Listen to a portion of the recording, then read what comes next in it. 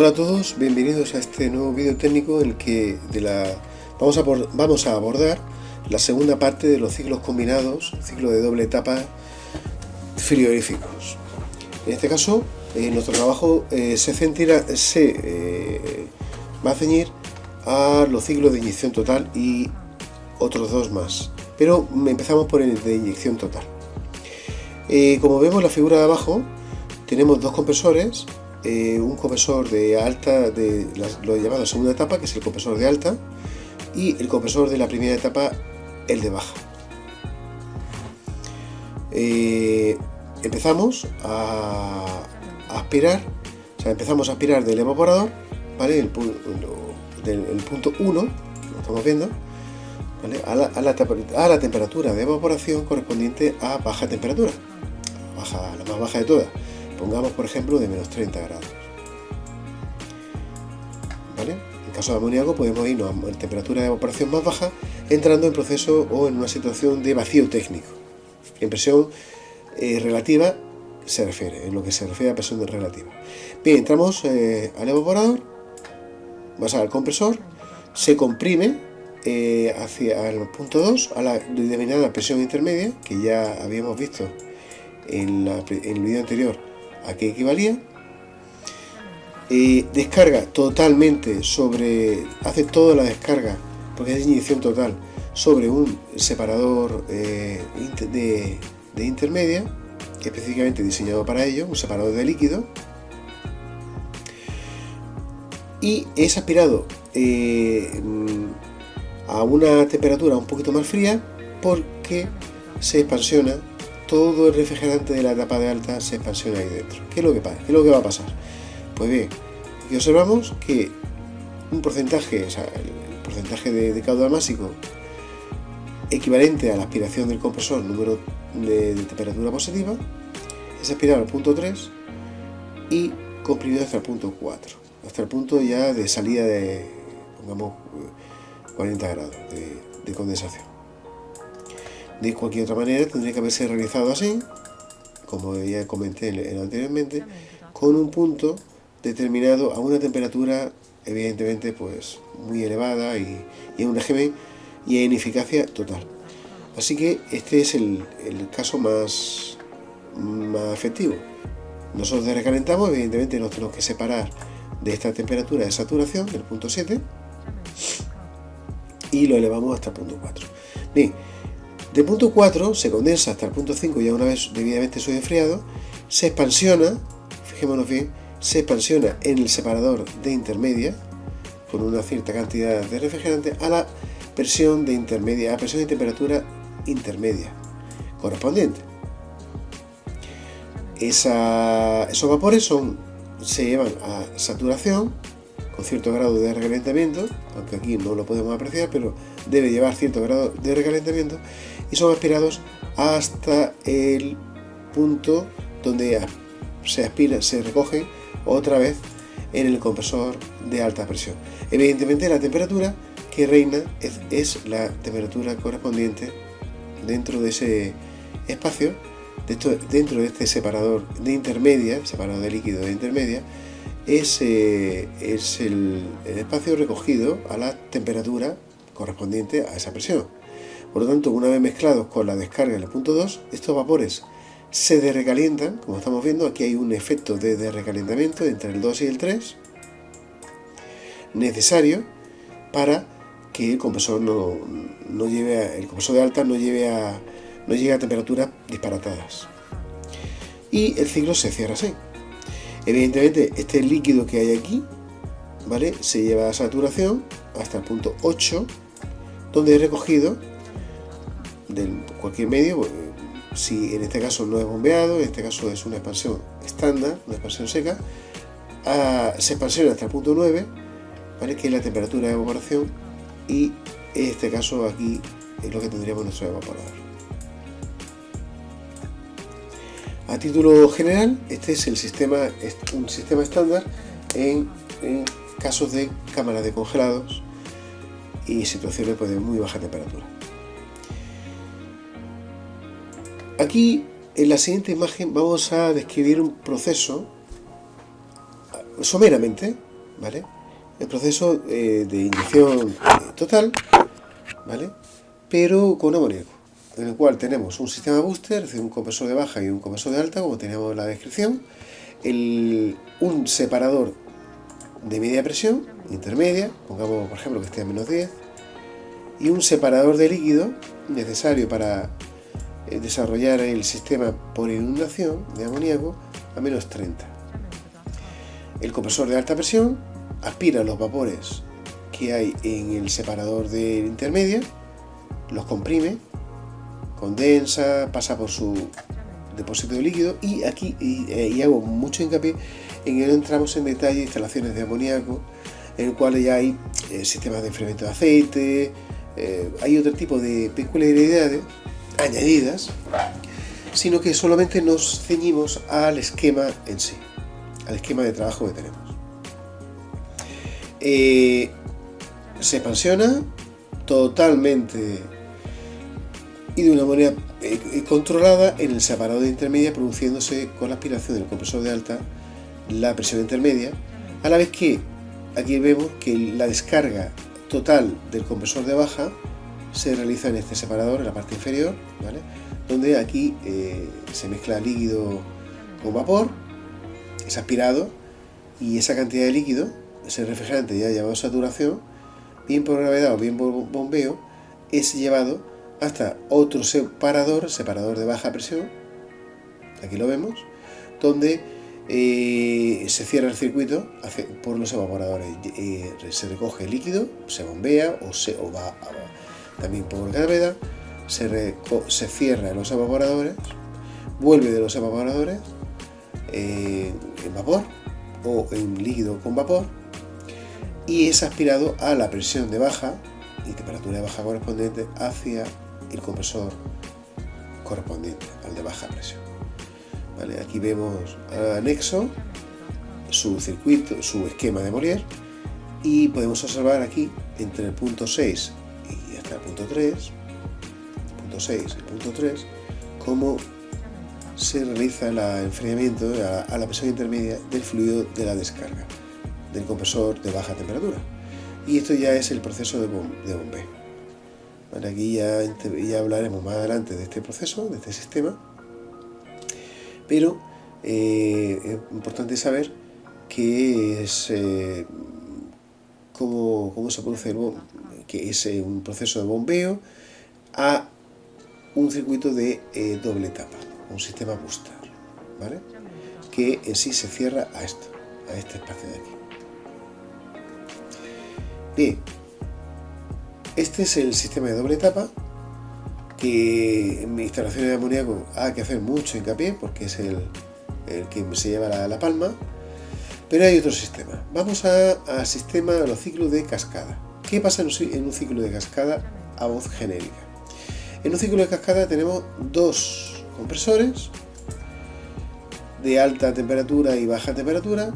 Pongamos que este es de temperatura media, temperatura no voy a decir positiva, sino temperatura este va a ser el compresor que va a producir la condensación. Aquí en los ciclos de cascada, que son muy habituales en instalaciones donde el fluido condensa a temperaturas muy bajas, como puede ser C2, 508, el 123, etc. Este es muy baja temperatura, baja temperatura,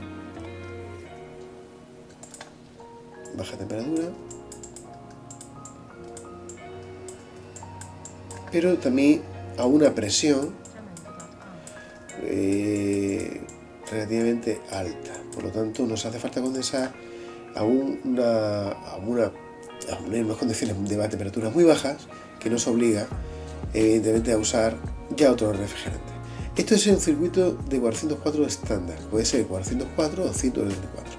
Su diagrama de Molière lo podemos ver aquí reflejado: 3, 4, 5 y 6, el proceso estándar: aspiración, condensación,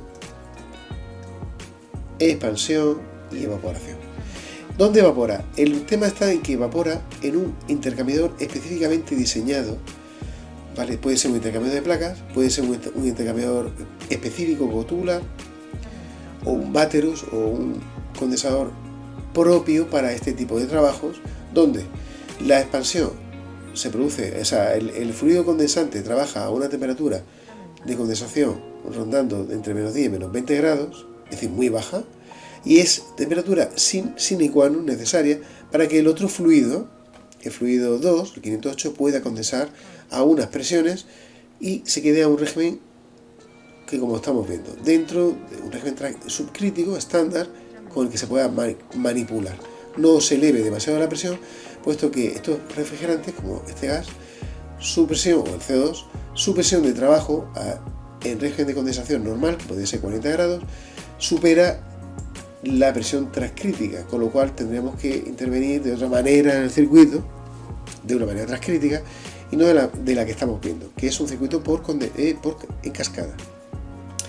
Este circuito ya de baja, con el refrigerante 508, cuando la descarga entra en un estado, en un fluido a contracorriente, a menos 10, menos 20 la temperatura de condensación, se condensa fácilmente, ¿vale? Y es expansionado en un evaporador a muy baja temperatura, con el consiguiente beneficio que así podemos tener del mismo. Y esto es un circuito de cascada, dos circuitos independientes, ¿vale? Habitualmente lo podemos ver en instalaciones de CO2 134, dos circuitos independientes, dos fluidos independientes. Y por último, tenemos lo del sistema de refrigerante múltiple. El sistema de refrigerante múltiple, como estamos viendo, lo tenemos, o podemos recurrir a él, generalmente en plantas donde haya muchos servicios, como una central frigorífica. En este caso, este compresor equivaldría a una central, con un régimen de evaporación constante, ¿vale? La temperatura o la presión de evaporación es una constante, ¿de acuerdo? Intentamos que sea constante para que acomodado a los compresores. El compresor tendrá su régimen de trabajo. Pero si observamos, aquí en el esquema general, tanto en este como en este, hay diferentes temperaturas de cámaras, de recintos, por lo tanto diferentes temperaturas de evaporación, ¿vale? Si aquí nosotros, en este compresor, necesitamos una temperatura más alta que en este, porque no podemos nunca bajar más la temperatura de evaporación, obviamente eso va en función de nuestro compresor, que es el pulmón bombeador, o compresión, o compresor, nuestro pulmón compresor, por así decirlo, pues recurrimos a válvulas como esta, como en Danfoss una KVP, que es una válvula reguladora de presión de evaporación, ¿vale? Válvula reguladora de presión, en la cual obtenemos a la salida de este evaporador una presión ligeramente más alta que la que tenemos a la salida, a la salida general, a la conexión al compresor. Aquí, si pusiéramos un manómetro, tendríamos una presión 1, pero aquí dentro vamos a tener una presión 2, una presión un poquito más alta, la que estamos buscando, usando este tipo de válvulas, ¿vale? Y aquí podemos ver un ejemplo, el que tenemos pues aquí aspirando a la temperatura de evaporación correspondiente, pongamos de menos 25 grados, para tener una cámara a menos 18, y el efecto de esta KVP y de esta KVP hacen que se eleve la temperatura de evaporación hasta para conseguir aquí más 7 y aquí menos 2. Pongamos aquí, tendríamos una temperatura de menos 10 de evaporación y menos 1. Y así conseguimos este efecto, ¿vale? Estamos engañando el sistema, no estamos mejorando la eficiencia térmica, simplemente estamos induciendo a que se pueda conectar a una central varios servicios que en un momento dado no funcionan exactamente igual que a la que está destinada, a la misma. Y el régimen de evaporación dentro del diagrama de Molière lo podemos ver aquí, ¿vale? El compresor trabaja desde el punto 1 hasta el punto 2, eso no lo vamos a cambiar, esto es un sistema estándar, ¿vale? Se condensa hasta el punto 3, ¿vale? Y aquí vemos que subenfriado o no, se puede subenfriar, se expansiona hasta el punto 4 y punto 5. El punto 5 es la temperatura de evaporación estándar, la que marca nuestro trabajo, ¿vale? Por lo tanto, aquí se evapora de una manera estándar. Se puede evaporar y después a mezclarse hasta el punto 8, que es la salida de la válvula de expansión llamamos así, de presión más alta. Pues vamos a mejorar un poquito el recalentamiento hasta el punto 1, ¿vale? Y aquí vemos que esto tendrá una temperatura de evaporación correspondiente a la central, y esto otra diferente, temperatura prima, ¿vale?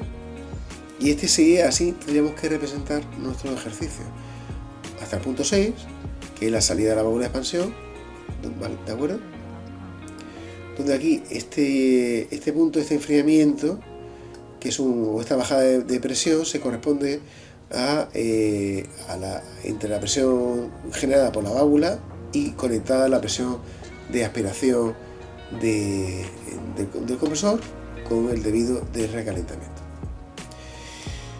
Pues muy bien, esto es todo para este vídeo.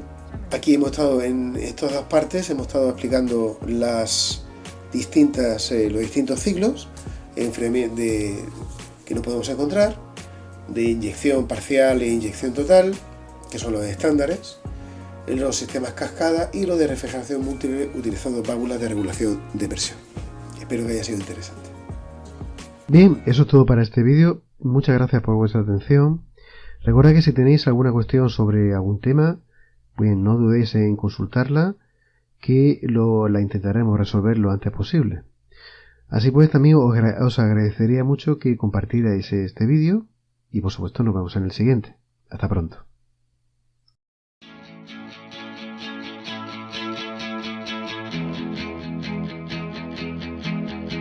Saharan dust from a desert storm beats the Amazon, then gives off